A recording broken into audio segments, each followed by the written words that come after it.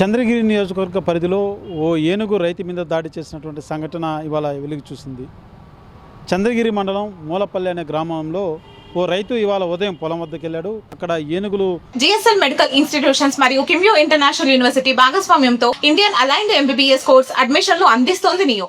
మంద ఉన్నటువంటి దృశ్యాన్ని ఆ రైతు చూశాడు. అయితే ఆ ఏనుగులు తరిమేందుకు కూడా ఆ రైతు ప్రయత్నించినట్టుగా తెలుస్తుంది. ఈ నేపథ్యంలోనే ఒక ఏనుగు తిరగబడి అతని మీద దాడి చేసినటువంటి పరిస్థితి.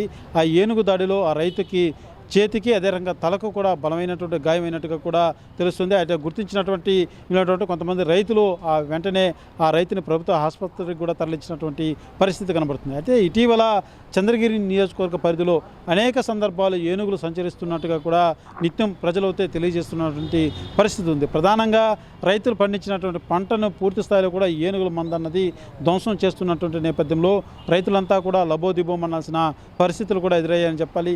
పూర్తిగా కూడా పంటలన్నీ కూడా ఇటు అరటి కావచ్చు, అదే మామిడి, చెరుకు తోటలన్నీ కూడా పూర్తి స్థాయిలో ఏనుగుల దాడిలో పూర్తి నష్టాన్ని రైతు చవిచూడాల్సిన పరిస్థితి ఏర్పడింది.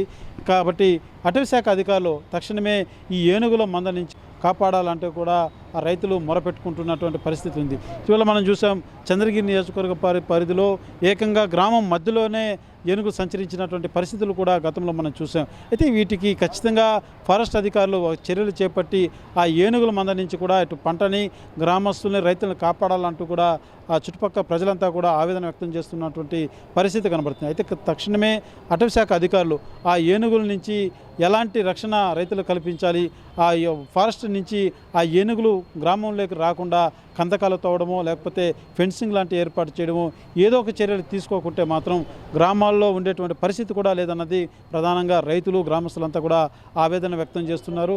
నిన్న నైట్ నుంచి కూడా ఏనుగుల గుంపు అన్నది ఈ మూలపల్లి గ్రామం ఆ పరిసర ప్రాంతంలోనే సంచరిస్తున్నట్టుగా కూడా గ్రామస్తులు తెలియజేస్తున్నారు. అయితే దాదాపు 15 నుంచి 20 ఏనుగుల గుంపు ఉండడమే ప్రధానంగా రైతులు కావచ్చు, గ్రామస్తులంతా కూడా భయపడడంలో వాళ్ళ ప్రధాన అంశం కూడా వాళ్ళు తెలియజేస్తున్నది. ఎందుకంటే సాధారణంగా ఒంటరి ఏనుగు లేకపోతే 2 ఏనుగులు 3 ఏనుగులు గుంపు అనేది చూస్తూ ఉంటాం. అయితే ఈ తరహాలో దాదాపు 15 నుంచి 20 ఏనుగుల గుంపు ఏనుగుల మంద అంటే ఏ స్థాయిలో ఆ ప్రమాదాలు ఉంటాయో లేకపోతే ఎంత పంట నష్టం జరుగుతుందో ఒకసారి అటవీశాఖ అధికారులు కూడా యోచించాలంటూ ప్రధానంగా రైతులంతా కూడా తమ ఆవేదన వెలగక్కుతున్నటువంటి పరిస్థితి ఉంది.